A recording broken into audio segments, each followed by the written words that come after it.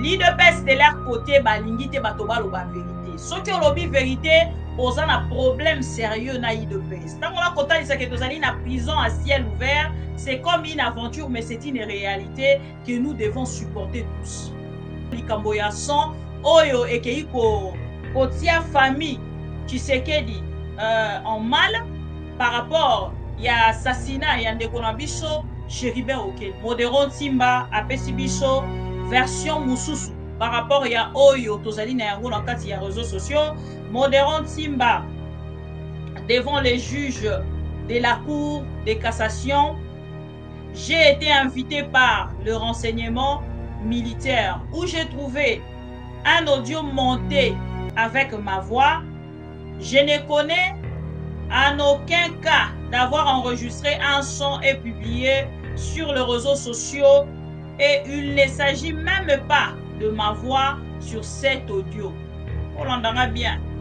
Je pense que Bozo Boyoka, Maramo Modéron Ntimba, nous sommes obligés de mentir pour faire plaisir au pouvoir et c'est ça la réalité. Que nous sommes dans une prison à ciel ouvert, c'est ça la réalité. Nakati ya audio ya ndeko na biso Modéron Ntimba, s'il n'avait pas osé de citer le nom ya Christian Tshisekedi, l'actuel Congolo Mobutu, alingaki azala libre.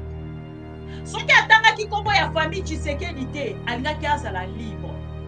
Mais lokola kombo ya famille Tshisekedi ezalaki cité, bango moko famille Tshisekedi bakei ko crédibiliser yango.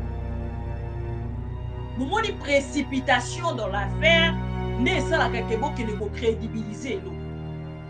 Ils ont crédibilisé. Ils sont allés crédibiliser. Et n'a ko crédibiliser son wana nde esali ke na moment oyo tozali koloba moto nyonso sikoyo ayebi ke Christian Tshisekedi et la famille Tshisekedi bazali concerné na liwa ya ndeko na biso Chéribert Okeli. Pourquoi cette précipitation na kati ya ba audio et à qui profitent ces audios? Félix Tshisekedi alingi akanga monoko ya ba Congolais nyonso, surtout ba oyo bakozala mayele te. Et c'est quelque chose à prendre avec beaucoup de sagesse. Pourquoi Yambata? Balobaki eza montage. Yabati Lukwebo. Balobaki eza montage. Ya monsieur Constant Mutamba. Balobi eza bakabal. De gens de mauvaise foi. Pourquoi seulement Yandeko na biso Ntimba Modéron ezui en plein ezui bakei na yemba moko na justice et tozali na problème sérieux ya justice ya mboka na biso. La justice congolaise aujourd'hui eza kosala pona ko plaire à une seule personne oyo ezali Félix Tshisekedi et sa famille. Soki Félix Tshisekedi azui souci concernant likambo etali justice, c'est-à-dire moto moko asali critique moko o ekeye déranger Félix Tshisekedi, il appelle au téléphone, il dirige, il donne des orientations pour na kokende kokanga moto wana. Mboka lelo ekokambama moto na se makolo likolo.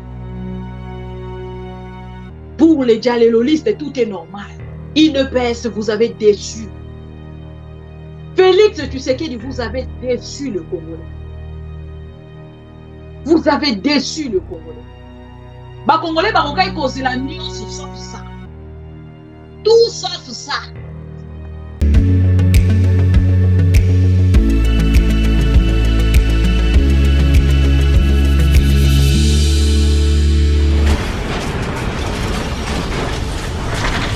Ma mission TV, le miroir du monde. Bonsoir bandeko balandi ya ma mission TV, le miroir du monde. Mbote na bino bisika nyonso bozwami tokutani lisusu na poko ya lelo pour que tosolola. Merci na bandeko nyonso bazali kolanda biso partout au monde. Bisika nyonso bozwami, merci beaucoup pour la fidélité et confiance au bozali bongo ko renouveler na émission na biso. Les bapro Congo nyonso na pesi bino merci. Tozongi pour que tolobela likambo etali bongo enterrement à Cherubin okende mokolo ya lobi général Chico oyo azali bongo convoqué na Kinshasa et selon quelques sources général Chico azali déjà na nzela pona kokoma Kinshasa na kopesa bino peut-être les informations tout à l'heure ce qui est ici à comité nano à comité parce que jusque là j'ai toujours mon téléphone avec moi naza kozela signal pour cette information pour que nazonga natalisa bino ke akomi déjà Kinshasa et de l'autre côté sengeli tolobela oyo ezali bongo Modéron Ntimba oyo boutaki koyoka na kati ya réseaux sociaux. Modéron Ntimba dévoilé quelques vérités qui fait mal au pouvoir et na moment oyo tozali koloba bazali kosambisa ye pendant que bazali kosambisa ye Modéron Ntimba apesi biso version mosusu par rapport ya oyo tozali na yango na kati ya réseaux sociaux. Modéron Ntimba devant les juges de la Cour de cassation, j'ai été invité par le renseignement militaire où j'ai trouvé un audio monté avec ma voix. Je ne connais en aucun cas d'avoir enregistré un son et publié sur les réseaux sociaux et il ne s'agit même pas de ma voix sur cet audio. On l'entendra bien. Je pense que Bozo Goyoka, Maramo Modéron Ntimba, nous sommes obligés de mentir pour faire plaisir au pouvoir. Et c'est ça, la réalité. Tangola Kolobanabino, que nous sommes dans une prison à ciel ouvert, c'est ça la réalité. Oboko Mona la Katia, téléphone nanga mokolo ya lelo o nazali ko transmettre bino oyo eza ko uta na kati ya téléphone nanga mokolo ya lelo ndeko Modéron Ntimba azali kotalisa na ngambu na ye que c'est un montage réalisé grâce à l'intelligence artificielle. Je n'ai jamais fait un commentaire sur la mort de Cherubin Okende, mais j'ai relaté le fait comme ça a été rapporté par Jeune Afrique. C'est bon? Bozo Kanga? Toke ko like vidéo, to like vidéo. Bandeko po kolanda biso na Facebook, to like vidéo. Salut, salut, salut. Je ne sais pas avec Facebook, ceux qui n'ont pas téléphone, et ça a problème, il y a connexion, problème, il y a connexion. Je ne sais pas ce que je vais faire pour l'instant pour que bandeko na biso o bakolanda biso na ngambo ya Facebook bazwa biso lolenge esengeli. Soki difficulté continuer à connexion, bozala obligé à rejoindre biso na ngambo ya plateau ya ma mission TV. Voilà. Bandeko to like vidéo s'il vous plaît, to like vidéo. Nalingi na kota na analyse nanga avec de VAR. Et je pense que les Congolais sont prêts. Yakoyo Kangalelo, nous sommes jeudi 21 mars 2024. Oui, bien, on a tikali mingi, non, on a 2023. Hein. Nous aura vraiment koloba 2024. On dirait Zabika, moi, on dirait na habité. Et de l'autre côté, on a une information sur Gianni Faye, notre artiste musicien. Oh, Bichonabi, notre outil qu'on commenter tous ces derniers temps son histoire. Namoni yango na la mama. Na page polémique la mama concernant autopsie yandeko nabiso Gianni Faye, mais nous allons commenter sur ça tout au long ya émission nabiso bandeko bozali na ngambo ya Facebook le Pro Congo na pesi bino mbote bisika nyonso bozwami na kobwaka quand même liso ezali très important. Merci beaucoup Samba lobi son kitoko, merci beaucoup.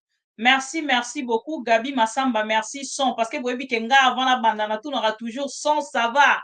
Et ici, Nakoya peut pour la retour na question. N'est-ce pas tout na IDPS, tension, ça va. L'IDPS de leur côté, ba lingite batoba lo ba vérité. Ce qui ont lobby vérité, aux un problème sérieux na IDPS. Tant qu'on a côté ça que vous allez na prison à ciel ouvert, c'est comme une aventure, mais c'est une réalité que nous devons supporter tous. Mine comprendre ya ba mission TV. Ah, on a plateau na biso mokolo alelo. Na elibino 200. Son ya monsieur Mbata, son ya monsieur Bahati Lukwebo, son ya monsieur ya Nojek, kombone Mutamba, comment les Mutamba nani? Qui peut m'aider avec le nom de Mutamba? Mutamba qui? Monsieur Mutamba, Constant. Constant Mutamba, son na ye pe bimaka. Aza ko menacer batu na seli. De son mususu ebimaki ya kadima. Constant Mutamba. De son mususu ebimaki ya kadima. Son mususu ebimaki ya mbata. Nous allons réfléchir ensemble avec vous. Même Sarabino que moi c'est juste la vérité. Soro swana na vérité, il est temps pour vous. Olozwa temps banda rofinga, bibi kapinga olakisaka nini. Yo kalate tokokanga yo. Zwa temps devancer que ne moi liboso kozela biso moi kuna liboso tout chemin mène à Rome. Merci beaucoup. Je vous donne 1 minute pour quitter les directs. Quittez les directs. Aujourd'hui, on a sur Facebook, bande quoi TikTok, beaucoup excusez, biso to revenir vers Bino peut-être na 21h. Le roi batoi TikTok bala la raté, to un peu plus tard. To likez vidéo s'il vous plaît pour que to permettre émission na biso et soit protection na yango, voilà. Bandeko balandi ya ma mission TV, le miroir du monde, bandeko ya maman Bibi Kapinga 243, ba pro Congo bisika nyoso bozwami, nazongi lelo pour que to analyser ensemble na bino likambo ya son, oyo ekei kotia famille Tshisekedi en mal par rapport ya assassinat ya ndeko na biso Chéribin Okende. Bandeko to like surtout bandeko ya Facebook s'il vous plaît. Na moment nazali koloba na bino ndeko na biso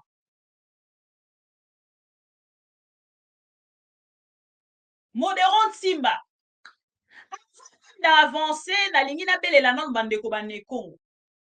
Le Nekongo bokomi kala tozaki koyeba ba Nekongo bazali bato batelemaka na bopikiliki. Mais lelo ba Nekongo ba kotalisa biso ke ba perdre o ezali force na bango, repère na bango. Moko ya bino bazwi ye kaka boye babwaki ye na prison sans réaction. Il y a même les djalelolistes qui le traitent déjà d'un touti. Bozo réagir te. Vous laissez aux autres. Lokola babiso oyo ba présentatrice ya ba émission ou ba présentateur ya ba émission ko réagir à votre place. Félix Tshisekedi alingi akanga monoko ya ba Congolais nyonso. Surtout ba oyo bakozala mayele te. Et c'est quelque chose à prendre avec beaucoup de sagesse. Audio ya ndeko na biso Modéron Simba bandeko na nga tango akotala ba avantage oyo azalaka na yango na pouvoir ya Félix Tshisekedi en aucun jour parce que déjà na kati ya ba audio wana azali ko renouveler en fait o babengi azaki ko réitérer na fidélité na ye arrêteraki fidélité na ye na Félix Tshisekedi. Excellente soirée Bernard Dimundu. Et na moment oyo tozali koloba oyo ezali kokomela ye soki azalaki penza un Congolais ya ba valeur balingaki ndeko Chéribin Okende parce que vous voyez hein, le politicien c'est que vous oubliez bandeko nanga au-delà ya nyonso yo pe okokufa. C'est ce que vous oubliez. Au-delà ya nyonso yo pe okokufa. Lelo na bino na lata no noir. Parce que Chéribin Okende tokundi elobi to vanda na kati ya noir totala ce que ça va donner. Et na makambo to nayoki motema na ngai ekabwani en deux.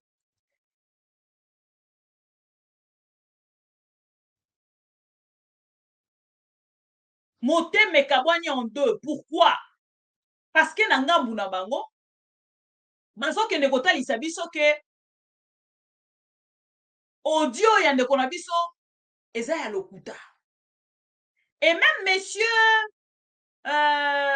comment il s'appelle? déjà. Bon, excusez-moi. Voilà. Comment il s'appelle déjà? Monsieur Bidimbu. Bidimbu azali déjà kowangana na part na ye oyo ezali baarticle oyo ndeko na biso Pero Luara asali concernant bavérité oyo ye azwi ya liwa ya pardon moto akendaki na kopiége monsieur Ntimba Modero. Facebook eza kodeconcentre nga parce que connexion nango eza bien te. Nazomona on dirait na kata parce que je n'ai pas le choix. Si, parce que biso toza var. Nous allons commencer par les audios. Il y a monsieur Mbata. Les audios de Mbata ndeko nanga ata soki balingi bakosa bakoki kokosa te na audio ya Chiluba basangisi na Lingala na français tout. Mais ya Mbata bandima bakanga yete ba interpella yete. Je vous ai dit na kati ya audio ya ndeko na biso Modero Ntimba, s'il n'avait pas osé de citer le nom ya Christian Tshisekedi, l'actuel Congolo Mobutu, alingaki azala libre. Soki atangaki kombo ya famille Tshisekedi te, alingaki azala libre. Mais lokola kombo ya famille Tshisekedi ezalaki cité, bango moko famille Tshisekedi bakei ko crédibiliser yango. Momoni précipitation dans l'affaire, nde esalaka ke bokende ko crédibiliser eloko. Ils ont crédibilisé. Ils sont allés crédibiliser. Et na ko crédibiliser son wana nde esali ke na moment oyo tozali koloba moto nyonso sikoyo ayebi ke Christian Tshisekedi la famille Tshisekedi bazali concerné na liwa ya ndeko na biso Chéribin Okende. Et ben voilà. Tokolanda audio ya Mbata. Et ce qui m'étonne encore ici, eza ke audio ya Mbata kutu ezali audio oyo réalisation na yango eke kosalama. Ta monsieur Bahati Lukwebo aboyi kotalisa biso réellement na ngambo na ye que non l'affaire ya ba audio ya Mbata, c'est que Mbata avait dit yango nde ezali réalité oyo esalemeli auti kokweya na 9 députés. 9 députés bauti kokweyisa 9 députés ya monsieur Bahati Lukwebo. Et na moment oyo tozali koloba monsieur Bahati Lukwebo azoyeba même pas ndenge nini ya kobanda ko revendiquer, aza kobanga na ngambo na ye ba traiter d'un traître. Tokobanda parce que pourquoi cette précipitation na kati ya ba audio et à qui profitent ces audios? La grande question à se poser, malgré qu'il n'y aura pas de réponse, surtout pas de la part de l'IDPS. Tokoyoka Mbata. Pourquoi ya Mbata? Balobaki eza montage. Ya Bahati Lukwebo. Balobaki eza montage. Ya monsieur Constant Mutamba. Balobi eza bakabal. De gens de mauvaise foi. Pourquoi seulement yandeko na biso Ntimba Modero ezui en plaire ezui bakei na yemba moko na justice, il semble même que bakendaki na ye na cassation depuis butu ya lobi et ti na moment oyo tozali koloba procès ezali ko continuer. Bako condamner ye te question mark tozolandela procès.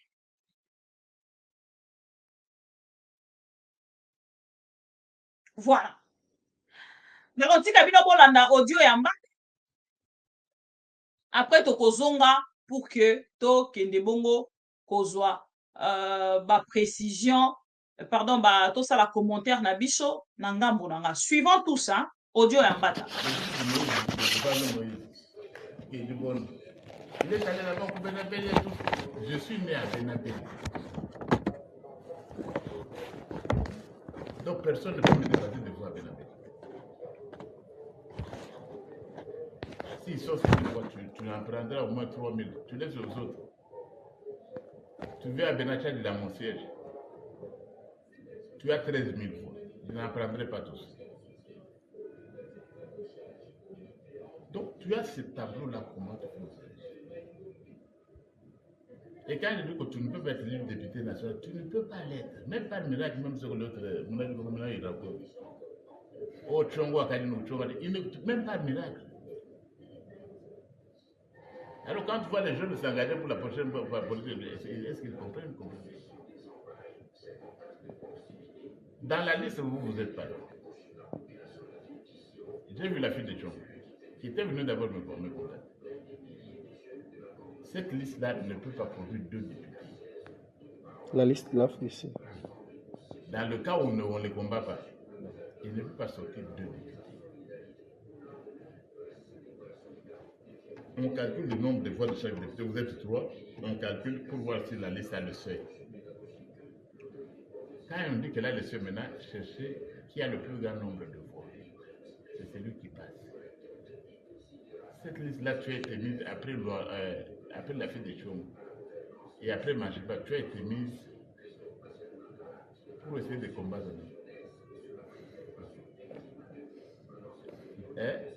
Pour diviser les voix. Et si vous allez seulement sur cette liste-là, objectivement, si vous pouvez avoir une seule cette liste-là, je crois que ce serait le siège de ma chambre. Parce que toi, tu comptes essentiellement sur quoi? Benakan, je le divorce. Donc, je vais diminuer ce truc. Tu ne peux pas avoir les 4000 voix de Benakan. Si vous dites, moi, je vais 2500 voix. J'en prendrai moins 1500. Pour Benabel, je suis né à Benabel depuis 2026. Les jeunes, moi, je suis Moïse. Il est parti là-bas une fois là. Oh, prof Mbata, nous connaissons Benabel.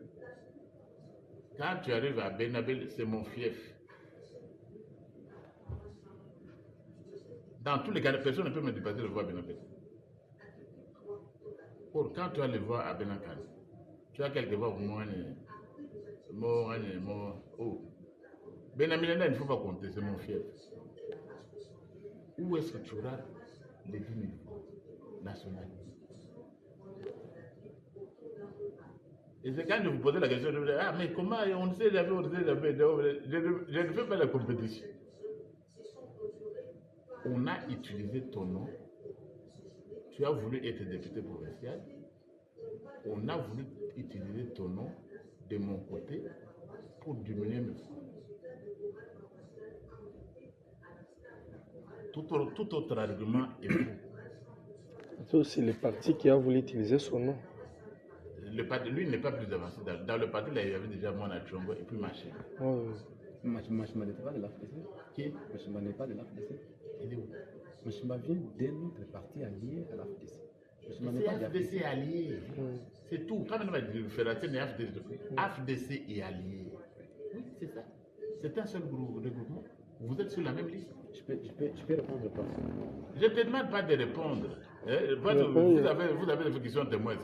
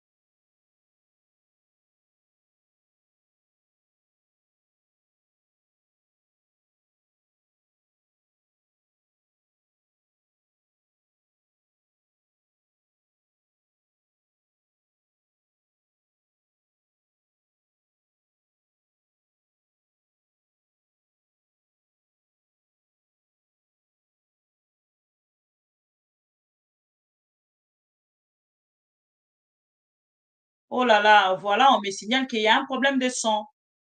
Ben voilà, on me signale qu'il y a un problème de son. On a bandé koloba tout à l'heure, je suis désolée, bande kwa Facebook et Kati, et tozalaki obligé ya koluka ndenge nini ya kosala me na bato nyonso balandaka biso soki bomoni ke boza na possibilité ya korendre biso service dans le sens ya kopesa biso kombo ya application moko oyo ekoki kopesa biso nzela todifizaka en même temps na Facebook na TikTok mpe na Instagram to na ba réseau sociaux nyonso oyo boyebi donc ekorendre biso service pour que bandeko wana nyonso mpe bazwaka biso na lolenge esengeli tolaike oui on a eu un problème de son siko ezongi e ndenge nazali koloba na bandeko nyonso bazali kolanda biso tolobi tozali na problème ya ko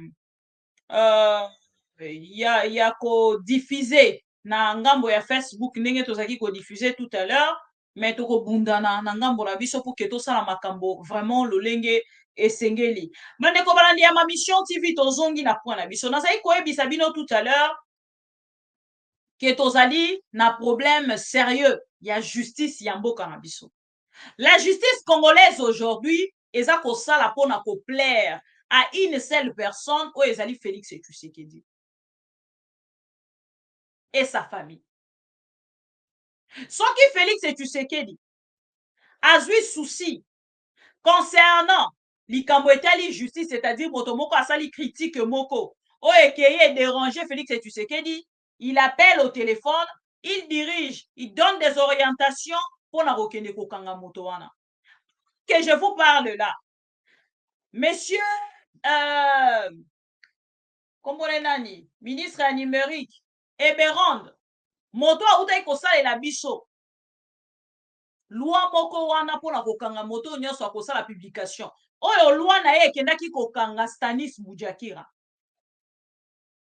Na moment tozali koloba moko ya ba collaborateur na ye na kati ya cabinet na ye bazotalisa biso ki auti koescroquer $320,000 depuis septembre 2020 te mokolo ya lelo bandeko nanga. Et moto moko takenda na kokanga ye, il n'a jamais été inquiété.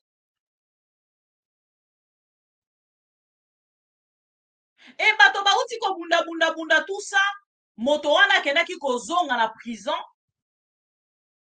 Entre parenthèses, selon l'article on atangi ezata na article moko te openze orienté nga na article moko penze ebundisi to pe sepelisi motema nanga. Mais c'était un article oyo ekendaki na sens ya kopesa kaka information. Que Félix Tshisekedi azali ko combattre oyo ezali corruption. Et bazwana ya kokende ko combattre corruption ndeke ko kanga ces messieurs là et memi na prison. Mais na moment tozali koloba monsieur Beron oyo azali moko ya ba avocat de son collaborateur ya cabinet na ye oyo a escroqué un Canadien $320,000. Monsieur Beron azali ko négocier partout na ba juge pona kokende ko bimisa collaborateur na ye. Botala niveau bandeko nanga. Monsieur Beron azali ko bundana na ngambu na ye pona kokende ko libérer, ko faire libérer collaborateur na ye. Collaborateur na ye wana oyo akei na ko oh, excusez-moi, pardon. Ah là là, je suis désolé. Collaborateur, il y a monsieur Berand oyo akei ko escroquer $320,000.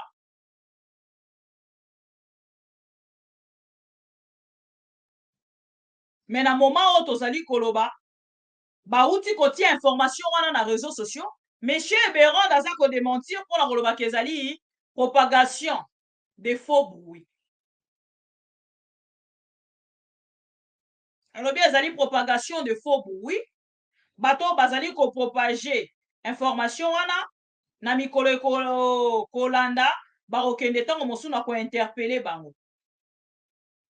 Là, selon monsieur Eberond, traitons une vraie information. Mais monsieur Eberond, parce qu'il y a moko ya ba collaborateur ya Félix Tshisekedi, azali kokende mpona kocouvrir boyebisanga ntango na koyebisa bino ke Félix Tshisekedi azali le parrain ya mafia bokoloba na nga c'est parce que je n'aime pas Félix Tshisekedi. On sait que je suis en train de dire là eza mensonge te ezali réalité.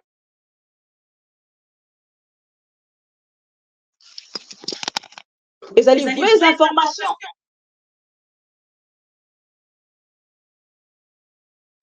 Vraies informations. Mais parce que biso to commentaire raté. Babi nanga soin ezo simbara raté. Na ina meka susu la kangi micro na bandel ko fungola. Nazo c'est la bo pesa nga position ya son actuellement. Boye bisanga son, ça va ou ça ne va pas? Je bisanga toujours que son ça ne va pas. Ça va ou ça ne va pas? C'est bon, c'est pas bon. Yannick Nza Walobi, c'est bon. Bon, ça l'a signe, pardon. Je suis un peu perdu. C'est bon maintenant. Alain Sangalobi, 109%. C'est bon, voilà. Alors, tu continues à liker vidéo, s'il vous plaît. Tu continues à liker vidéo. Sans ça va, si ok, merci beaucoup. Donc, micro langé kanga make comme un coco tana. Voilà. Alors, na makambo siko tozongi ya makambo biso ya makambo de cohérente tozongi la yango, mais to tikala nanu na makambo ya monsieur Chéribin okende. Bande ko makambo eleki lobi.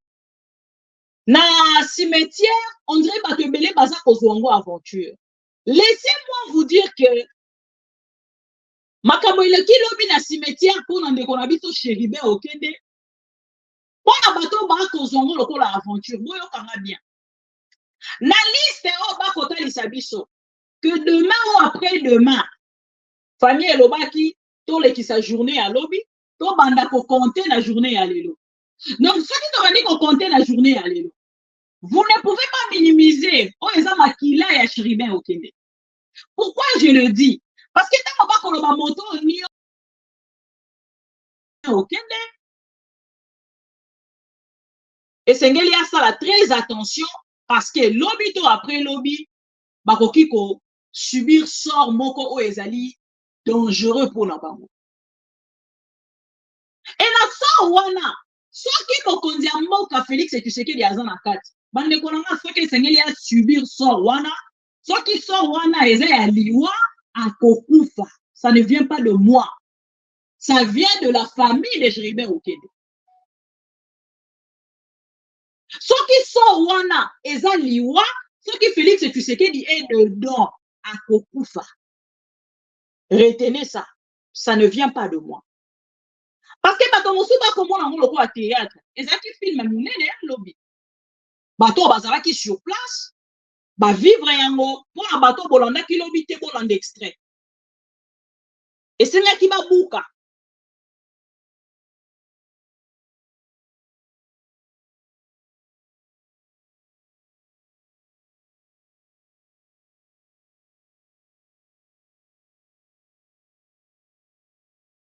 Bolandi? Bolandi extrait wana na tie? Bolanda lisusu.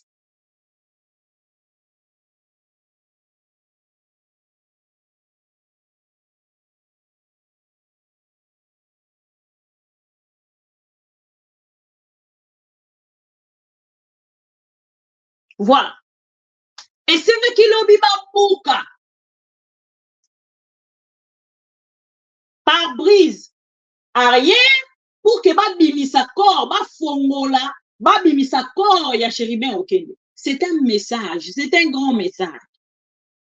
Pour la bateau bazo mona ngo kaka lokola aventure, gare à vous. Vous êtes libre. Na moni de konabiso oyo akendaki ko mikotisa na kati ya matanga ya Chéribin Okende. Aza ko réclamer la télévision, alobi mais pourquoi bakoki ko sala eloko andengwana na kati ya église. Cardinal, est-ce que l'église wana ekomi nazo luka vidéo wana na roche la bino wango. Église wana ekomi église ya Moïse Katumbi na répondre ye autrement. Mais na olingana na che la bino ba avocat parce que makambo ndeko na biso oya lobi alobi bien ki atikali ko commenter te a enregistrer audio moko pour qu'il ait diffusé quelque part. Non. Mais na part na ye a commenter ki sur likambo ya liwa ya Chérubin Okende sur article ya Jeune Afrique. Makambo ya Jeune Afrique. Mais je sais qu'on va lui condamner. On condamner ye. Parce que famille Tshisekedi ezali ya kosilika. Famille Tshisekedi ezali ya kosilika. Famille Tshisekedi bazali blessé. Ya koyeba ke vérité wana ebimi liba. Et bon, on a déjà ba fongoli nzela. Na ba dialéloliste nyonso. Ba komi ko défendre déjà Christian Tshisekedi. Christian Tshisekedi. Nani ayebi sibino que Christian Tshisekedi a rekosa na makambo wana. Ah bon? Chers amis, vous blaguez avec la mort d'une personne. Bolandi mwana ya Chérubin Okende o alelisi bato bokola lobi. Je pense que Bolandi. Soki Bolandi mwana ya Chérubin Okende bokoma na place au penza ke bokoloba non. Par rapport à makambo mwana ya Chérubin a lobi, tokoki kozwa makambo na aventure te. Papa na bango akufi na nzala. Azalaki na se à gêne. Ce n'est pas une aventure, chers amis. Tout ça, cannabis, c'est une aventure, mon sous-sous. Au moins, il y a Chérubin Okende akufaki. Avant, tu comme à un niveau, tu comme il est là. Chacun commentait à sa manière. Moto na motazaki koloba makambo ya alingi. Mais na moment oyo tozali, kota na nyonso eleki. Dossier Chérubin Okende évolué qui résuit direction mosusu. Oyo ba avocat ya Chérubin Okende bazali na Belgique ba retenir. Pande konanga. Bolanda parce que ce ba au funda yo, il faut ça na ba argument pour la roya ko commenter. Bolanda. Ce sont les déclarations du président Tshisekedi il y a quelques semaines à peine. Et je le cite, il avait annoncé la couleur dans un discours très menaçant. Et il avait dit « Je m'attaquerai sans hésitation, sans remords à tout Congolais qui mettrait en danger la sécurité et la stabilité de notre pays, peu importe ce que l'on dira, violation des droits de l'homme, privation de liberté, je n'ai aucune leçon à recevoir de qui que ce soit. » Cette déclaration, avec le recul que nous avons aujourd'hui, fait froid dans le dos. Salomon Kalonda en a fait les frais. Il est en prison. Visiblement, Chérubin Okende en a fait les frais et l'a payé de sa vie. Il y a, et je le disais, un point de basculement.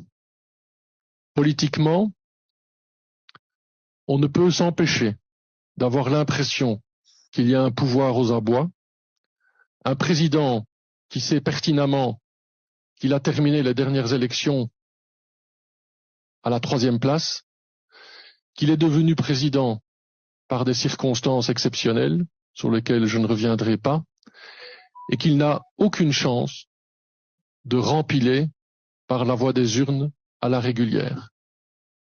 Ce qui se joue aujourd'hui au Congo, ce qui se joue aujourd'hui à Kinshasa, c'est la mise en œuvre d'un plan de reconduction de son mandat, en visant à travers Salomon Kalonda, Moïse Katumbi, dont Salomon Kalonda est un des principaux conseillers. On sait que Chérubin Okende était porte-parole du parti Ensemble pour la République, le parti de Moïse Katumbi, que Moïse Katumbi, malgré les craintes sur l'élection prévue le 20 décembre, les craintes de que ce soit vraiment une élection démocratique, a maintenu et maintient sa candidature, contrairement à d'autres candidats potentiels, pour citer M.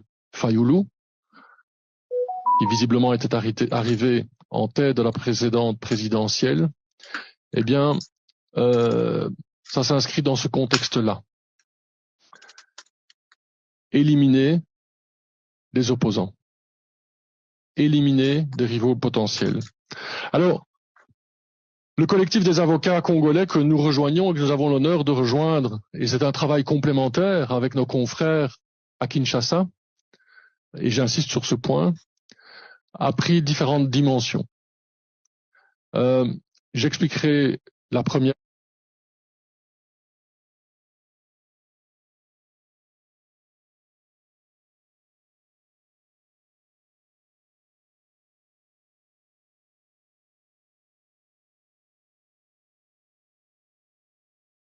Voilà. Wana bauti kolanda ba avocat yandeko Chéribin Okende depuis Belgique. Et wana ba avocat o bakendeki na ko accuser Général Ndaiwel et komi no kolelo ko asika. Tala lolenge ba ko sambisa ndeko Modéron Nsimba. Comme si c'était quelque chose en fait et comme un sujet beaucoup tabou. Vous ne pouvez pas. Yango moni frère yandeko Chéribin Okende mokolo alobi. Akendaki na ko affronter yango pona ko loba boko faire gobe biso yango te. J'ai beaucoup aimé cette famille. Oui. Na sepela kilobi na famille yandeko Chéribin Okende. C'est que son frère a déclaré hier. Bapebele bazomona ngo lokola aventure. Il a dit bakoki ko gobe te. Oh justice e kolinga komelisa bango bakomela yango te. Bakoki komela yango te. Soki bameli yango eza comme ko trahir Chéribin Okende. Effectivement.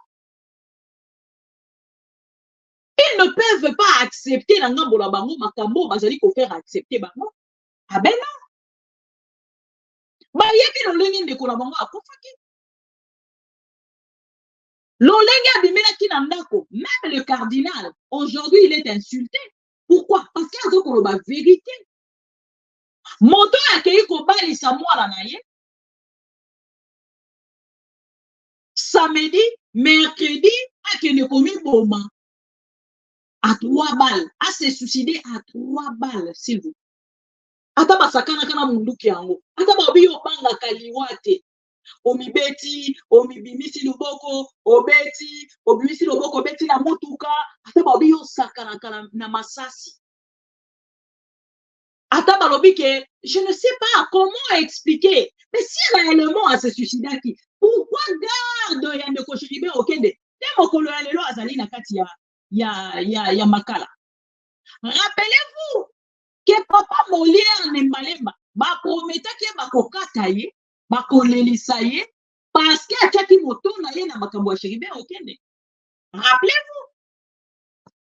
Papa Nembalemba alobi na kati ya émission. Chéribin babomi ye 2 fois. Siko o to Okende bakei na 3e tuerie ya ndeko na biso Chéribin Okende. Ba étouffé na Kagoul. Par peur ya makambo bango basalaki pression sur ndeko Chéribin Okende. Ndeko Chéribin Okende akufi. Bazwi babeti masasi likolo ya corps oyo ezalaki lisu na vie te mpona kotalisa bato ki azalaki assassiné. Bandeko na nga soki justice congolaise boyoka nano eloko moko na otalisa bino bazotalisa biso balobi non Chéribin Okende amibomaki atikala kozwa bapression te. À qui profite cette mort? À qui profite l'assassinat ya Chéribin Okende? Okende ka kotuna bango eloko moko.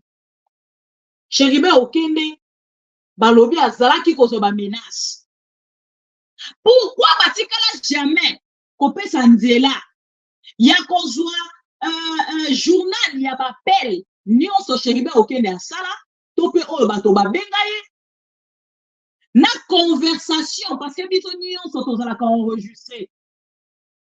Surtout donc les opposants ne sont même pas épargnés. Pourquoi na kati ya jugement ya liwa ya lolenge lokwa ya Chéribin Okende basota point wana? Pourquoi? Effectivement, parce que le gouvernement congolais est impliqué. Bandeko toza pas la mikete. Biso bato toza libéré na prison. Biso bato toza libéré la prison à ciel ouvert. Donc nous avons la parole. Nous avons la bouche pour parler aux Congolais pour que ba fongola miso. Ndeko na nga lelo soki olingi ozala na Congo vivre bien kolobela makambo bango ba ko sepela na ngote. Wana ko vivre bien en paix comme si rien n'était.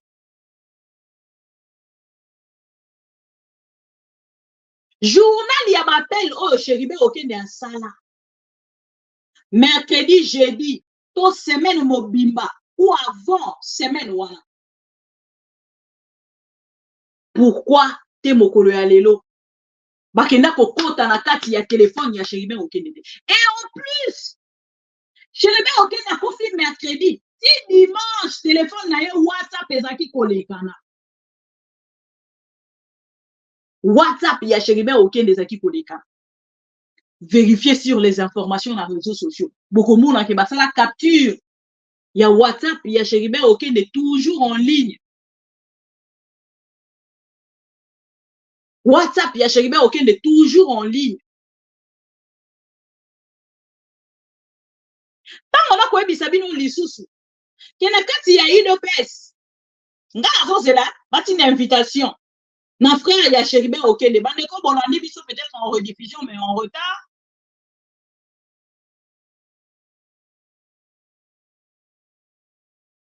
Bandeko bolandi biso en rediffusion mais peut-être en retard. On dit ndeko Sylvie Mopenye. Ndeko Sylvie Mopenye ndeko Eliezer ozali kotanga. Mokolo alobi nazaki kozela. Aye avec beaucoup de compassion. Ouais, il s'est dit que na kosala te parce que na moni pena que Chéribe na akufi. Ko eza na bato mosusu soki moto akufi ba réalisaka yango te. Mais tango corps ebimi, c'est à ce moment-là de moto akomaka na niveau akoloba ke akufi penza. Na bane kozela na mona ndeko na biso Eliezer Ntamboye avec beaucoup de compassion. Kolela ndeko na biso Chéribe okende. Ndeko na nga moto ozovanda ne pembeni kaka ye moto akoboma yo. Tango balobaka yango ezala wa slogan. Ndeko na biso Jali, bomoni ce qui s'est passé. Ndeko na biso Chéribe, bomoni ce qui s'est passé. Est-ce qu'il y a tant de commentaires à faire? On a commentaires au salaté. On n'a pas de commentaires à faire. Commentaires à quoi ça les athées.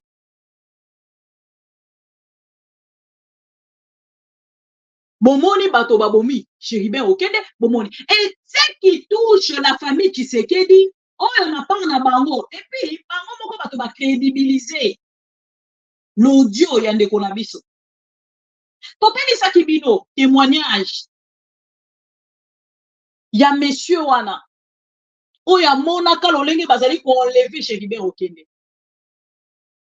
Les juges bakena kombe biloko nyonso wana ba juge bakenda kotia ngo bopanzi balobi impossible ko kosalema te. Ndeko moko bengi nga lelo bi mama bibi na landi.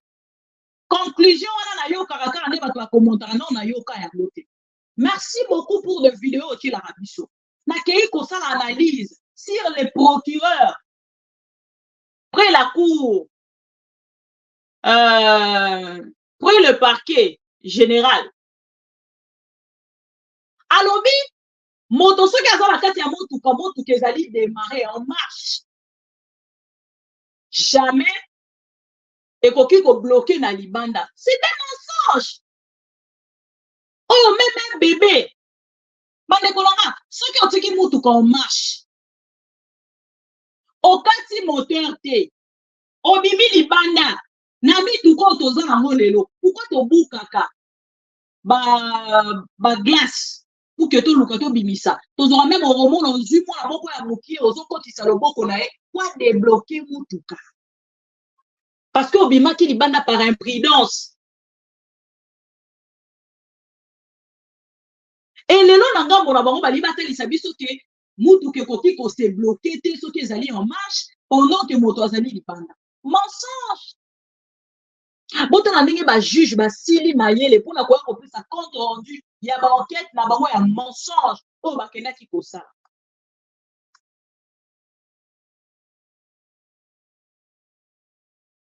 Nazon zela toujours, hein.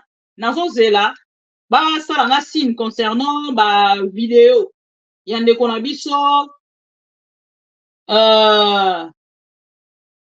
ndeko na biso na deuxième partie tokoya na makambo ya nanga chiko ese ya république wana tokoya na yango na deuxième partie boyoka ba déclaration d'un général botano makambo ezoleka na mboka na biso un général asali ba déclaration moko ya somo mais ntango na koyebisa bino te mboka lelo ekokambwama moto na se makolo likolo. Pour les dialololistes, tout est normal. Mais qu'aujourd'hui, nous sommes divisés au vrai sens yamo. Condamnons pas seulement. Bande qu'on a biso o na pas na bango frustration et tindi bango ko sala makambo non ba souhaiter te ko sala na vie là-bas. Non, c'est grave. Parce que ce qui est justice c'est zaraki. Même les kambo yo, ne qu'on a biso modéo azali déjà liboso aba juge. Aso sa malana. Aso sa malana ba juge parce que ba juge balobaki moto a commenté te. Li kambo cheribe okende moto moko kende na ko commenter yango. Donc aso sa malana ba juge. Bota la niveau. Comment moto ko kufa? Ah non. Li kambo ya liwa ya Chebea qui n'a pas commenté sur ça? Et ça qui le quoi bilé il y a eu de peste. Matin, midi, soir, Chebea kufa, nani Mukende kufa, nani les sous, Amatoukulo kufa. Bande kolonga te mokolo ya lelo.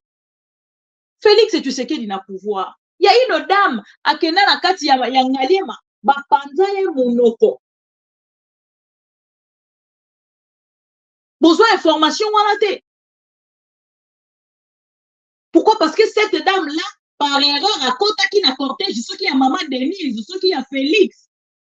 Besoin d'information wana te. Mais qui a commenté sur ça? Tous les politiciens sont devenus faibles, sans exception. Tous les politiciens congolais, surtout les opposants, sont devenus faibles. Félix Tshisekedi a accueilli quoi? Affaiblir. Ba opposants nyonso affaiblir bango. Et comme il ko esengo pour na UDPS. Eza loko esengo pour na UDPS. Pour na UDPS na part na bango, habe biso penza ndenge toza boye opposition a pété. C'est la fin qui justifie le moyen.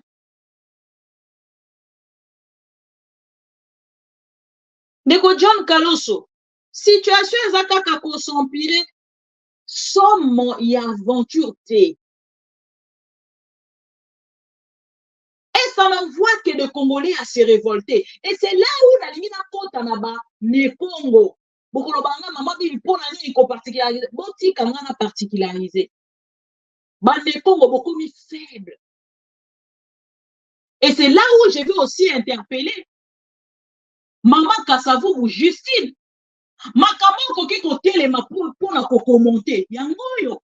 Ce sont tes enfants. Et au-delà de ça, Monsieur Jean-Pierre Bemba, a outi koti na batouné na plateau ya Canal Presse, na zo zela bati de la lien.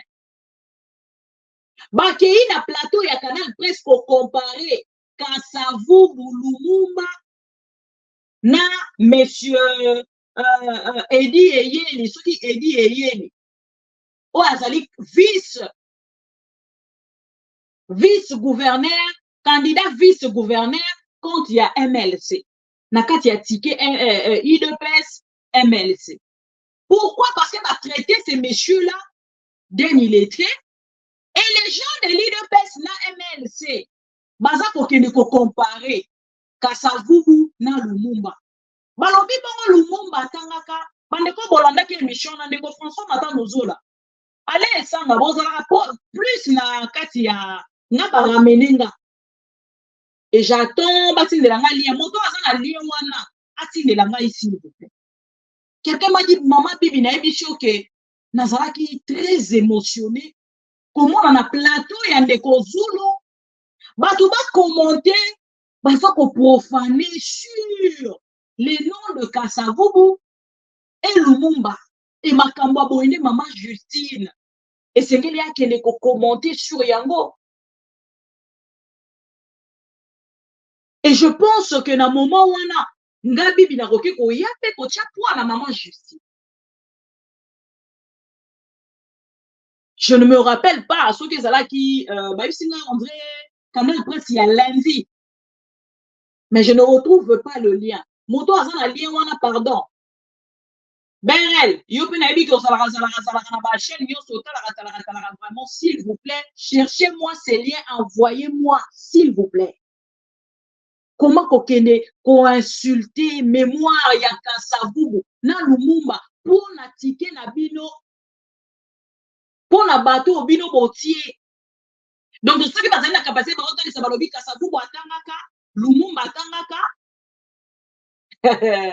Bon moi esika l'IDPS c'est comme pour l'intérêt de l'IDPS baza na droit ya ko critiquer n'importe qui.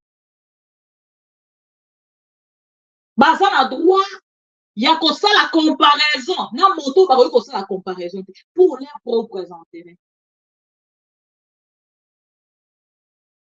IDPS, vous avez déçu. Félix Tshisekedi, vous avez déçu le Congolais. Vous avez déçu le Congolais. Ba Congolais ba rokai cause la nuance sauf ça. Tout sauf ça.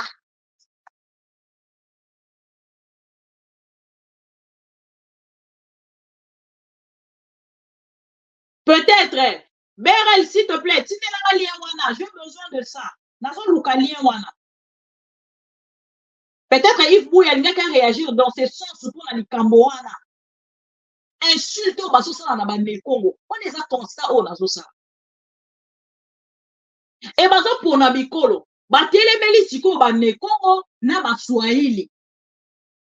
Balu bana par na bango, baza na de bikolo bango bana posa ko piétiner. Bande Congo na ba Swahili. Bota ndeko Mvwemba. À l'écran la télévision pour dénoncer, c'est normal. Bande dénonciation aujourd'hui avec Félix Tshisekedi. Dans la qui s'habille même un député, il y a Est, oh il y a qu'on dénonce zappé la partie, il y a Vital Kamerhe. Je ne pense même pas que le député n'a pas repris, c'est même à 3%. Il a dénoncé l'affaire. Oh Félix Tshisekedi a ça là n'a pas rien. Maintenant, il y a un ça y est, l'itoui. Bon, il y a dénonciation, il y a Jean-Claude Mvwemba.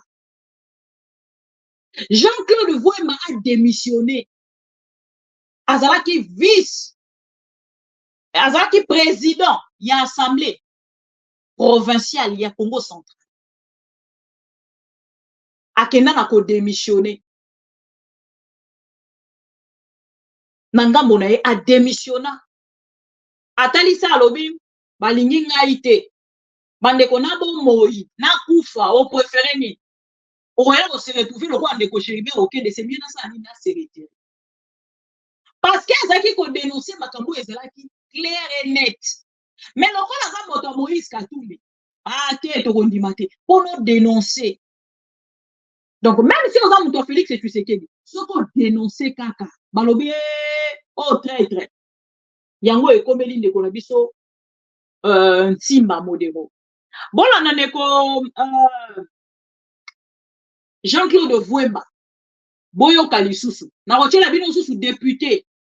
Oyo ya makambo ya société ngoko mona ngo lisusu nini. Tolanda non ndeko na biso Mvwemba. Boyo kaena.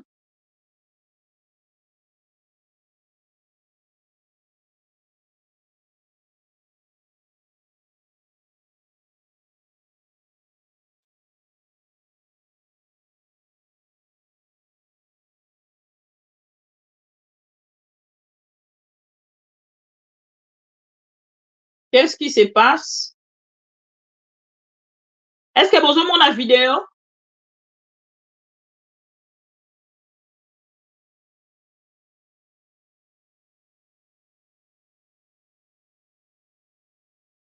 Ezo kanani ni kai son, hein? Même pas les sons. Qu'est-ce qui se passe?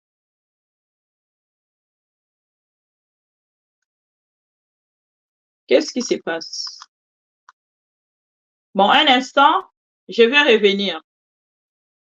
Tout le monde sait que Chéribin a été assassiné. Et ça a été dit le lendemain du jour où le malheur lui est parvenu. Il n'est pas parti au marché ni au supermarché, il est allé à la Cour constitutionnelle. Nous ne sommes pas des amnésiques pour qu'on vienne nous raconter des bêtises et qu'on ne nous fasse pas taire, parce que nous n'allons jamais abandonner le combat. Chéribin a été tué de manière la plus sauvage. Et au centre de la ville de Kinshasa, vous vous rendez compte qu'un homme si connu qu'a été notre frère, député en fonction, ex-ministre du gouvernement national, qu'on chope dans les ancêtres de la Cour constitutionnelle et le lendemain on le trouve mort. Et pour vous autres, la population quinoise, quel sort vous attend? Quel sort quand on peut tuer un type comme Chéribin, bien connu, une figure bien connue de la politique congolaise, un leader, on le sort de la Cour constitutionnelle et le lendemain on le trouve assassiné. Bien, nous nous réservons de ne pas faire beaucoup de commentaires puisqu'en réalité, le collectif d'avocats que nous avons choisi de manière professionnelle et les avocats au niveau international sont en train de s'y mettre pour contraindre, pour dire la vérité sur ce qui est arrivé. Et je vous le promets, nous avons tous les éléments à notre possession pour contredire tout ce qui a été raconté au niveau de la Cour de cassation. Et nous sollicitons au barreau de ne pas être du côté des tueurs, de permettre aux avocats de faire leur boulot. Donc, donnez-leur l'autorisation d'intervenir. Ainsi donc, je voudrais ici vous dire que le jour de sa mort, Chéribin Okende n'attisait aucun signe de désarroi ou de déception. C'est-à-dire qu'il n'avait aucune raison d'aller s'assassiner, disons, se suicider. Donc qu'on ne vienne pas nous tromper qu'il s'est suicidé. C'est la manière la plus facile d'insulter quelqu'un qui a eu beaucoup de valeur, qui a fait la fierté de votre gouvernement. Parlant du gouvernement, c'est un gouvernement irresponsable qui nous a abandonnés jusqu'à ce moment-ci. Je vais vous faire savoir que tout ce que nous sommes en train d'organiser, depuis le moment où il est décédé jusqu'à aujourd'hui, nous n'avons eu aucun rang, ni du gouvernement, ni du Parlement. Donc il ne faut pas faire une confusion. Il faudrait que vous le sachiez. Et nous n'en avons pas besoin d'ailleurs. Gardez votre argent. Ce que nous voulons, c'est la justice. Au chef de l'État, garant de la nation, soi-disant, nous voudrions qu'il puisse nous démontrer réellement qu'il est au-dessus. Au Congo-Brazzaville, personne ne peut vous accorder cette possibilité-là. Mais il faut quand même arriver à reconnaître cela au moins. Oui, nous avons eu une liberté d'expression. C'est vrai qu'il y avait des petits problèmes, pas comme on l'aurait voulu, l'expression. Et c'est Félix maintenant qui doit encore venir élargir l'espace démocratique. Ouvrir l'espace démocratique. Parce que eux, ils ont marché longtemps contre les gens. Maintenant, ça va être leur tour. Les gens commenceront aussi à marcher contre l'UDPS, par exemple. Et l'UDPS ne doit pas finir comme le PALU. Donc, il faut maintenant travailler.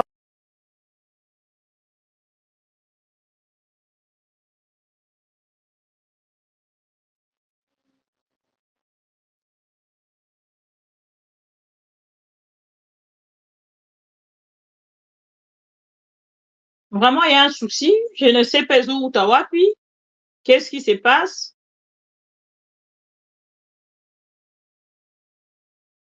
Je ne sais pas ce qui se passe, mais bon.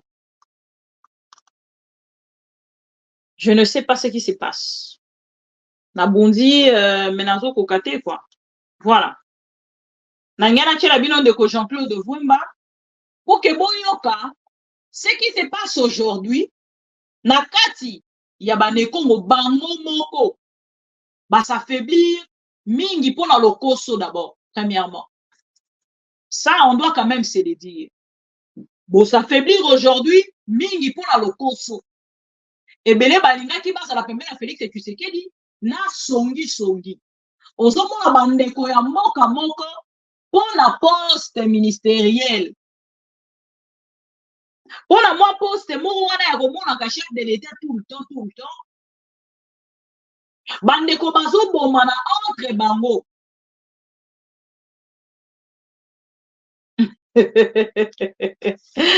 Adam Lima, je ne sais pas ce qui se passe. D'abord, il a accusé Bataliba, Badana ma problème na bango ebele, basa déjà na charge.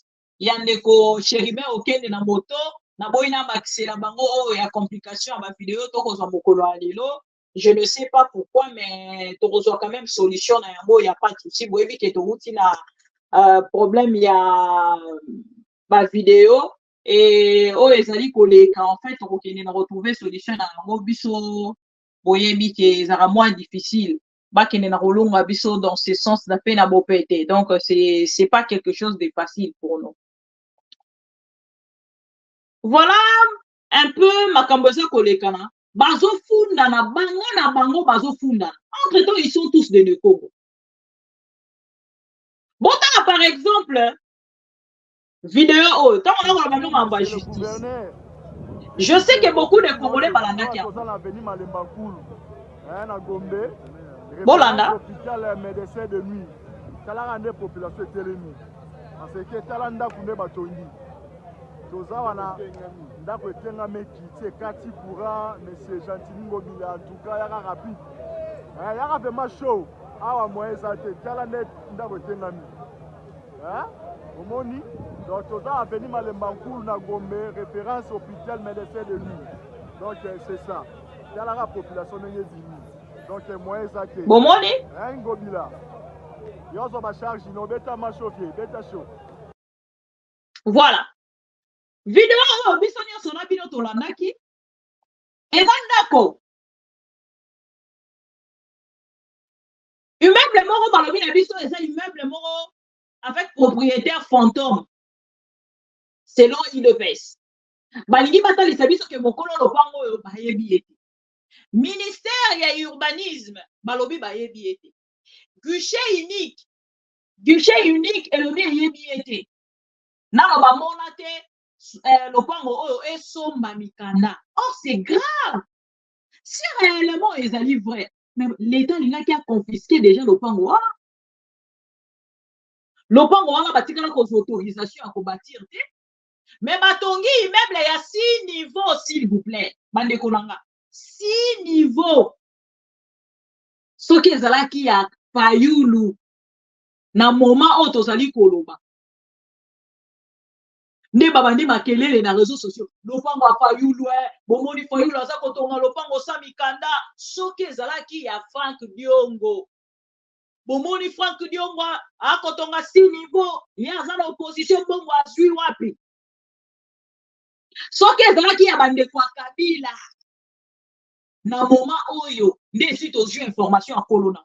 Mais lokola ezali ya kati ya famille Tshisekedi balingi batonga en face ya médecin de nuit bandeko boyaka Kinshasa o bayaka Kinshasa to pe bakendaka Kinshasa bayebi médecin de nuit boyebi rond-point Sosmat apesa bino explication sika lopango ezali rond-point Sosmat ezalaka mibale Sosmat ya GB côté ya cour d'ordre militaire na Sosmat ya boulevard rond-point Sosmat ya boulevard et comment net ekufa parce que ezalaka sous rond-point te comme saut de mouton mukongo koba moko batia wana mais Sosmat sikoyo oyo ya GB nde esika lopango ezali siko boye bisanga Gombe sika et puis nzela oyo eza nzela oyo gouverneur akimelaka nzela oyo moto nyonso soki awuti jeme akimelaka soki embouteillage ezali bayebisa biso bayebi mokolo na yango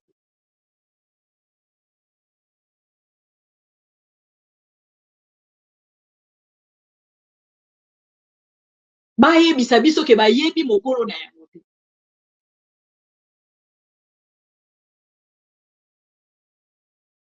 ebotala lolenge désorganisation eza na kati ya mboka na biso ntango tokoyebisa bino ke mboka ekokambama lisusu te le pays n'est plus dirigé le pouvoir est dans la rue vous allez seulement nous dire parce que nous aimons pas Félix Tshisekedi. Vous voulez vraiment qu'on puisse aimer Félix Tshisekedi comme notre père. À lieu place, il y a qu'à commenter, il y a qu'à dénoncer makambo et qu'on les malakati ya boka, il y a Félix Tshisekedi comme président de la République. Oye bisabiso nanga bonabino.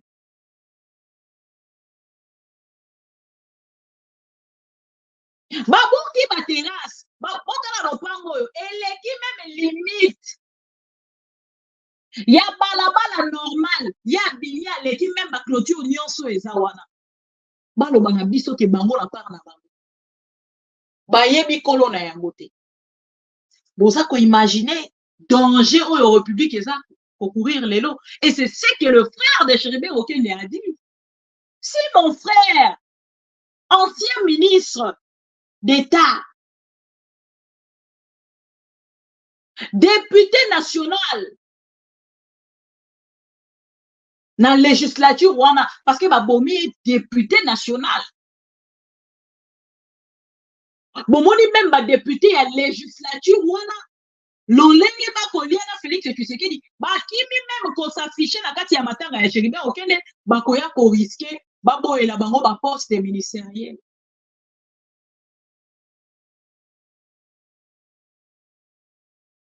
Bozomona.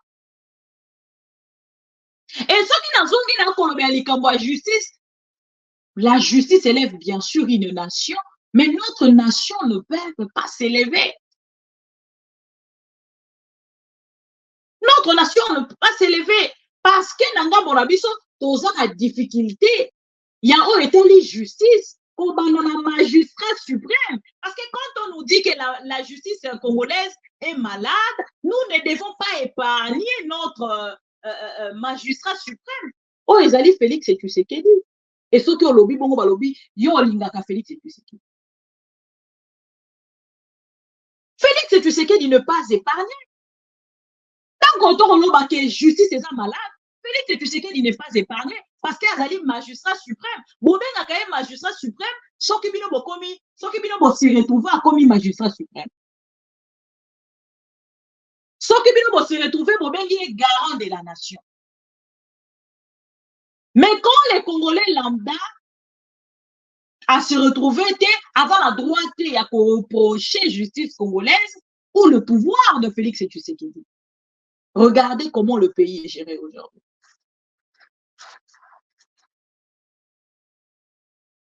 Et la chaque jour, c'est comme si tokoya ko du théâtre de chez nous.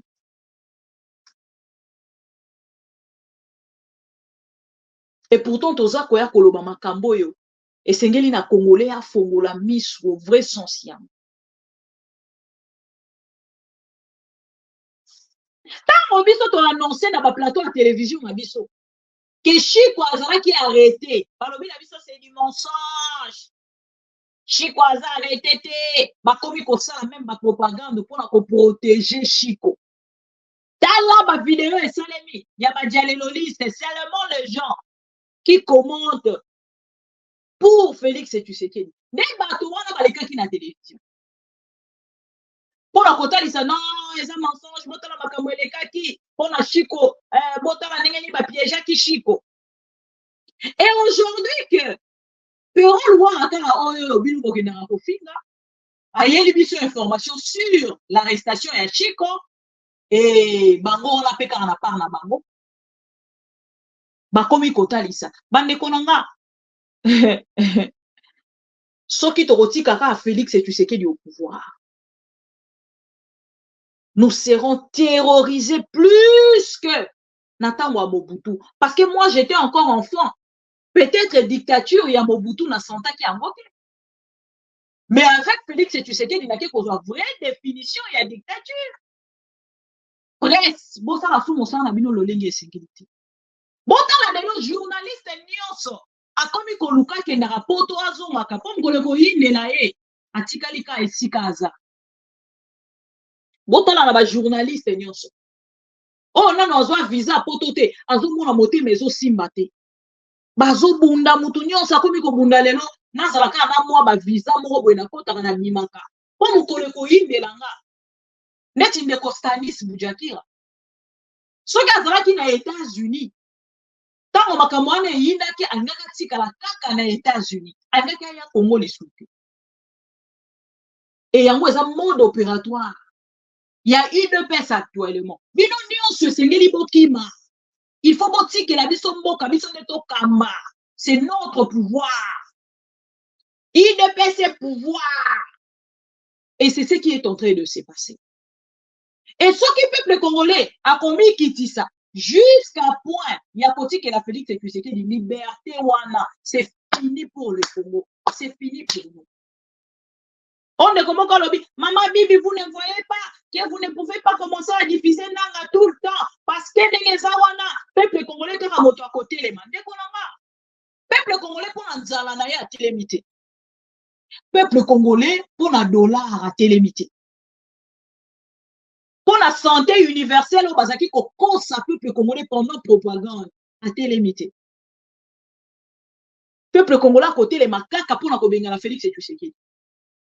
Il y a combien de Congolais la politique combien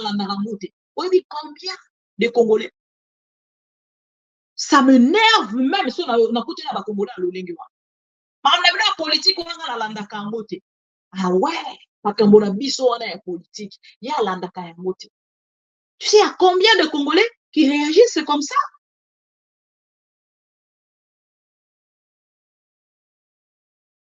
Et ça, le roi Makambo en fait est talibino. Ngeta la kangate makambo na lukara vina ngana ndenge na mais na mboka nini na mboka yeko kamba mamutu na se makolo likolo oh tozo ko commenter oyo nous préparons le chemin pour vous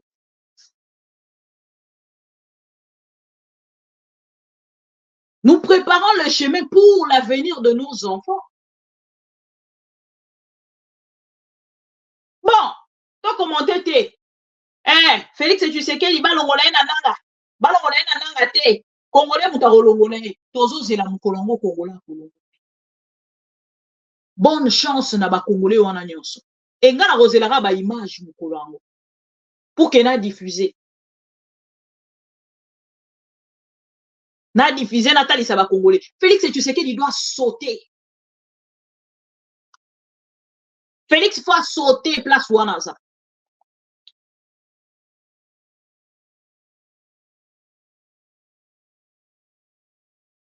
Samba Victor, moi, ne pas comment sakane la gouvernement. Bon, moi, ne pas comment sakane la gouvernement. Donc, même l'immeuble s'est suicidé. IDPS, attention, ça va. Non, nous bo fingité, boko finga. Bon, moi, ne pas comment t'as raté moi, chef, qui bat tangaï. Naïbi Sarabino moto batami à l'équipe no maele. Mugamso ekozanga bino pelaki ba kolinga sona ruturu na plateau na zo sala émission na nanga. Ces jours-là vous allez craquer. Boloba moni tonde koloba moi soyo aza muto ananga. Bomoni tonde koloba bomona na plateau. Je suis en train de préparer une émission. Plateau nanga na mupanzi. Na zui nanga na plateau. Tout na question na nanga. Monsieur Nanga, voilà, quelles sont vos motivations? Nini komi, tout ça. Nanga, loba, na kosa l'émission na Nanga.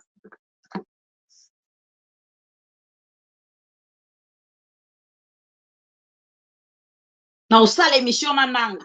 Na Ruchuru.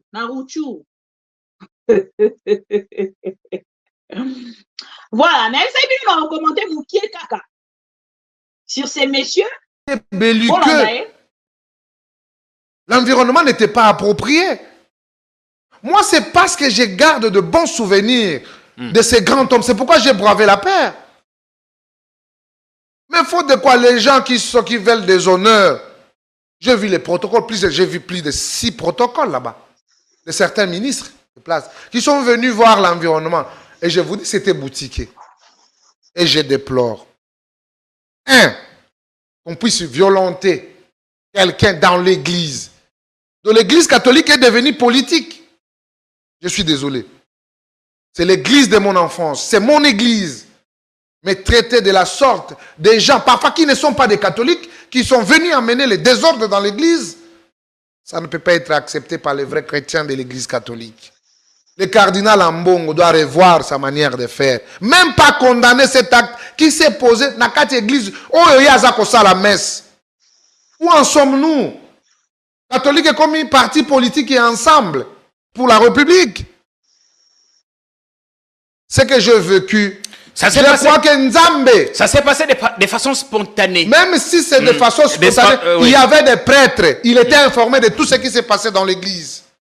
Mais avant que Abanda même au Melina Malobanaye, Yakolinga Kosepelisa, les opposants, ils pouvaient quand même condamner l'acte dans l'église. Alors, il faut savoir s'il en était informé.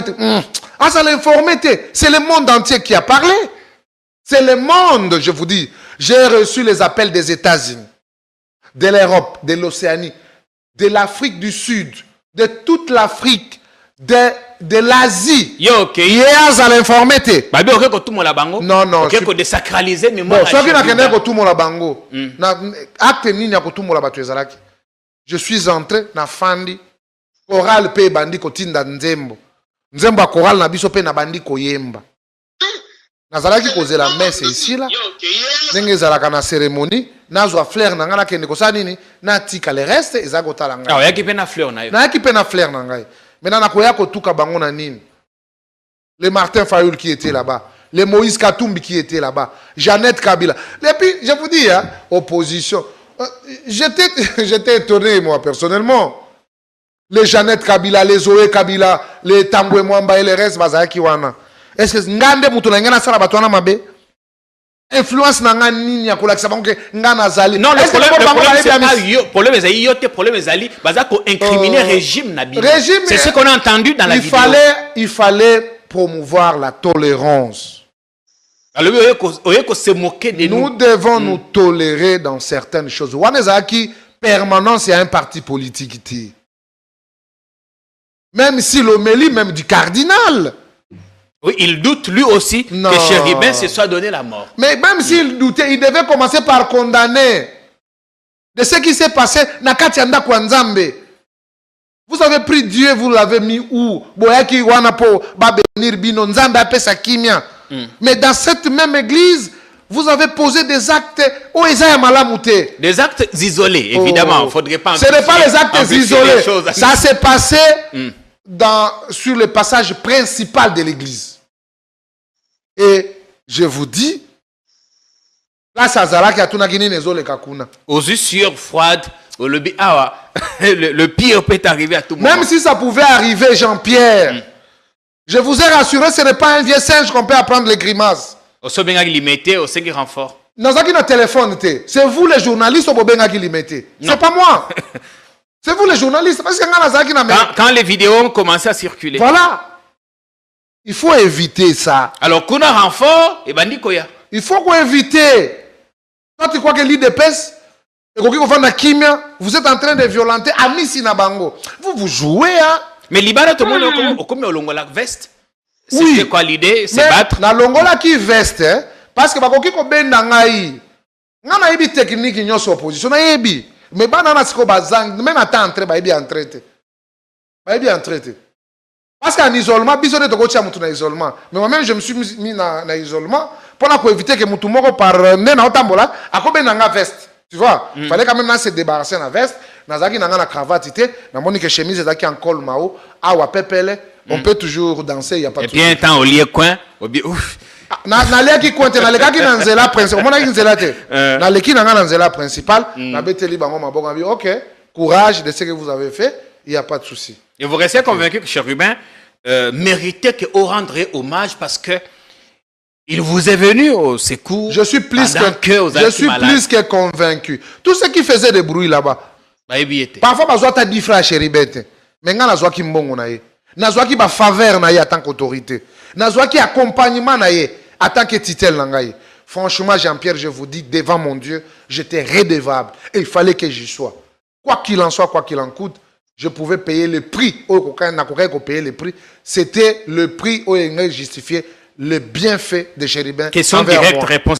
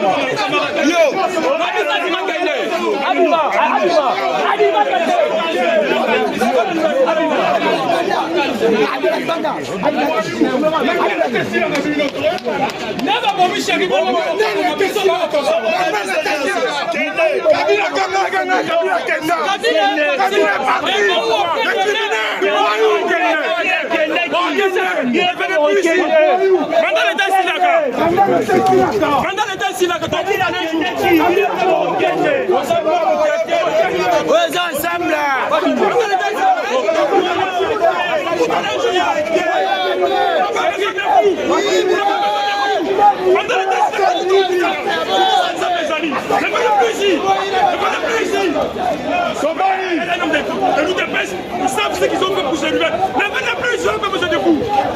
On n'a pas besoin de vous, ne venez plus ici. Voilà, Miss.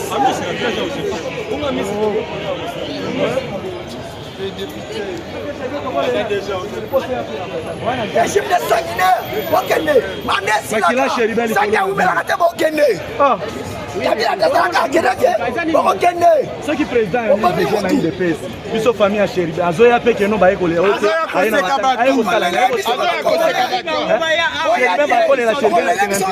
Un ancien ministre, cadre na OCC, ba ko la Chéribin na 50. Parler du peuple ça attendez ba to batele mili bana po place zangi. Matanga Chéribin ko salema boyete et pas Zoya pe. Ana chance, ana chance. Biso ba tetela to alo kwa bangote. Ana chance. Non, biso to robeta te, biso to beta raté. Mazana chance abimi ninga bibi wana. Ça va merci. Oh, bayate.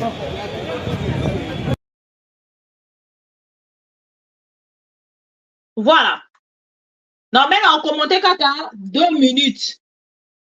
Parce que ne balobaka balingi basala buzz na matanga ya Chéribin okende et nga na yebisaki bino ke na honnêteté nanga la première des choses à faire na ba image ya boye c'est de condamner. Mais on ne devait pas condamner pourquoi? Parce que Chéribin okende oyo yi aza koya kolobela avec hypocrisie na plateau ya télévision. Makambo azoloba tango Chéribin okende akufaki atikala jamais koleka na plateau ya télévision. On va bien cracher sur le mort. Alinga ya kosa la buzz na kombo a Chéribin okende. Alobi ngana ye kuna bobanda ko boyebi IDPS bosala makambo bongo na misi ya bato ya IDPS. N'importe quoi Amisi, vous êtes qui? Amisi oza nani na Congo? Oza nani na Congo Amisi? Posez la question à Amisi.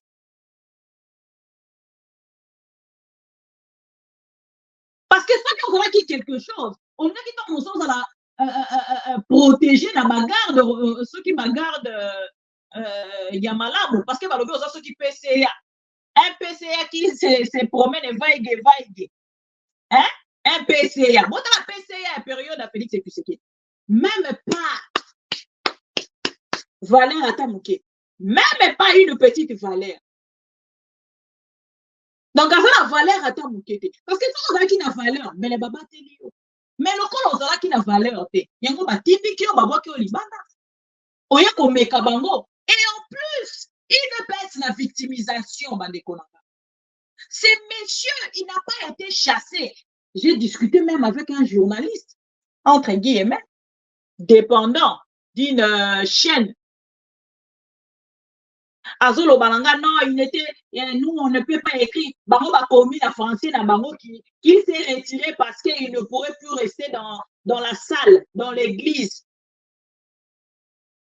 Monsieur Amis, il devait se retirer parce que le moment n'était plus propice pour qu'il y ait Fandawana. Bande Konanga, on dit qu'on Saraba Congolais.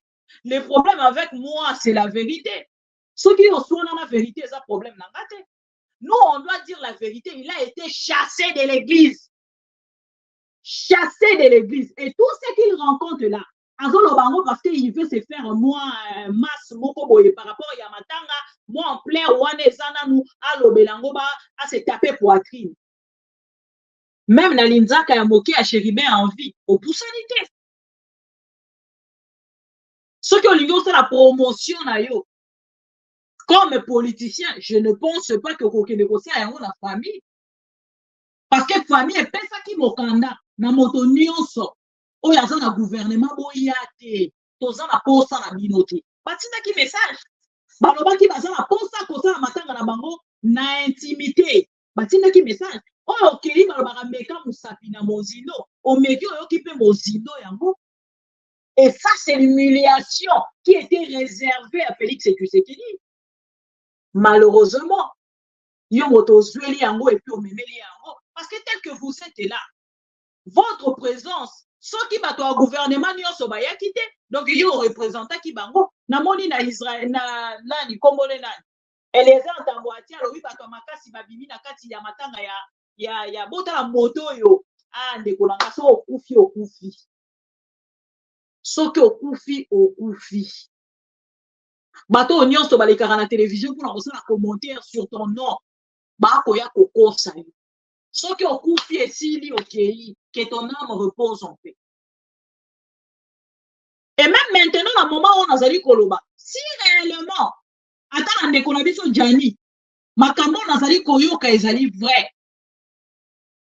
Na moment où esengela ki na mona bandeko, ba comédien ba marché, ba senga même, matanga o ba reportant o lisusu, si ba enquête nyonso esila. Parce que autopsie et kotalisa, il semble que ndeko na biso Jani azwaki ba coup na moto nani abetaki ye question mark. Nani abetaki ndeko Jani question mark. Bandeko chaîne na biso otochaki kombo ya Pro Congo.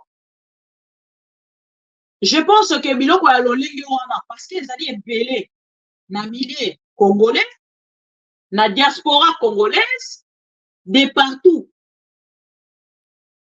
Tokei na ko changer kombo ya chaîne na biso Pro Congo na ma vie est une histoire.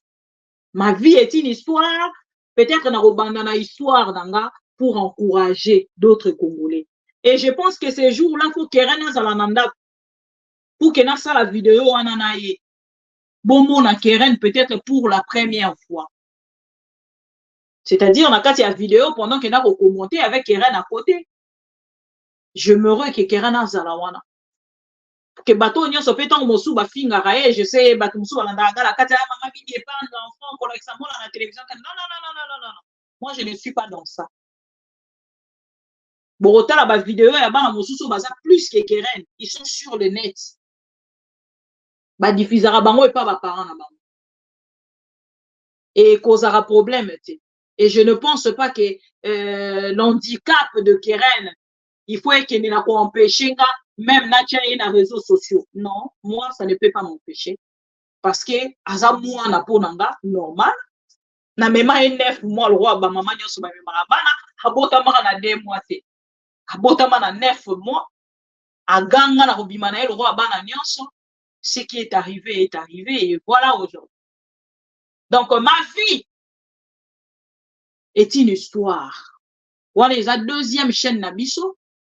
autre cette opportunité là-bas congolais pour parler de leur vie. Pour se décharger, non, on a le droit à psychologue Nabino. Mais en public, pour que se décharger bien. Parce que c'est très important. Ce qui se passe aujourd'hui en République démocratique du Congo, ceux qui sont c'est parce que nous aimons le pays. Bato Bayebi, mon histoire. Bato Bayebi, ma petite vie. Bato Bayebi, là où je suis. Pour exemple, Bato Bayebi, na Bato Bayebi. Bato Bayebi, là où je suis, là où je me retrouve. Misu soupe nanga bola boba ko ke ko monter pour na kolobaki. Non, maman bibi vanda na yo. Kolobela rango pe lisute. Kongo ango kolobela rango lisute. Et na koti pe na TikTok, na zo sala pe ma bi na le roi batu nyonso avec ma fille. Je pourrais bien le faire. Et je peux bien le faire. Mais ça tozo o vanda pour na kolobaka. To se concentrer na marambo eza Congo parce que l'obito yebité, c'est très important. Cherubin Okende n'est plus, oui, que son âme repose en paix. Congo eza pona biso nyonso. Oh là là. Congo eza pona biso nyonso. Oyo amoni ke koleka na nga ezangisaka nyonso ko moni nga zappé. Kotala te zappé. Zapaka penza. Mais oyo amoni ke na yaka kotia quelque chose de plus na kati ya journée na ye, o like vidéo parce que tokomi na suka. O like vidéo na so c'est la ba vidéo ya ndeko na biso Modéron Timba, procès na ye ezali en cours. Tango baza kokata, tozozonga awa dans quelques minutes pour que tozwa langue nabino avec de vidéos ya ndeko na biso Modéron Timba. Mais les Congo, je pense qu'il a lancé bino message. Ceux qui beaucoup réagir et cause les locaux à madame, ceux qui beaucoup réagir étaient et talipeka à bébino. Voilà. Napesi merci na bande konyoso bazala ki na kolanda biso encore une fois pour présenter ma condoléance na ndeko na biso. Boketu Yambo ya perdre maman na ye biologique, maman Véronique Lissombo. Maman Véronique Lissombo a tiki biso depuis le 18 mars 2024. Biso ma mission TV, tozali ko présenter ma condoléance le plus attristé. Nande kona biso boketu et toko pesa bino programme ceux qui a pesi biso. Entre-temps, totalisi bino dossier Cherubin Okende. Rebondissement et outi bongo ko salema na dossier Cherubin Okende. Ndeko na biso Modéron Timba azali bongo ko samba audio na ye ezalaki tellement sensible koleka ba audio nyonso parce que na yo kisi bino ba audio na yo kisi bino ya mbata parce que mbata azalaki vice premier président ya Assemblée nationale mais batalisi biso ke mbata bakoki kosambisa ete bakokaki pe kokanga ete mais lokola ndeko Modéron Timba dossier na ye ekei na kotia lisusu en public la famille Tshisekedi les assassins en public ekei ko dénoncer ba Tshisekedistes oyo bazali ko boma ba Congolais et voilà pourquoi aujourd'hui azali ko sala procès soi-disant en flagrance à Salinini kaka bango moko nde bayebi. Soki penza mboka na biso ezalaki na justice ya solo procès public wana peuple congolais alingaki assister na yango tomona pe bato nyonso batangi bakombo wana baya basala pe na procès na lolenge esengeli oyo babenga o procès de la honte. Procès de la honte, les procès au bazali kosala ya ndeko na biso Modéron Timba. Voyons voir ce que ça va donner. Très regrettable pour le Congo, mais on essaie quoi dire parce que nous sommes entre guillemets la prison à ciel ouvert. Je vous aime beaucoup, chers amis congolais. Tokutani na deuxième partie na biso na 20h45. À tout à l'heure.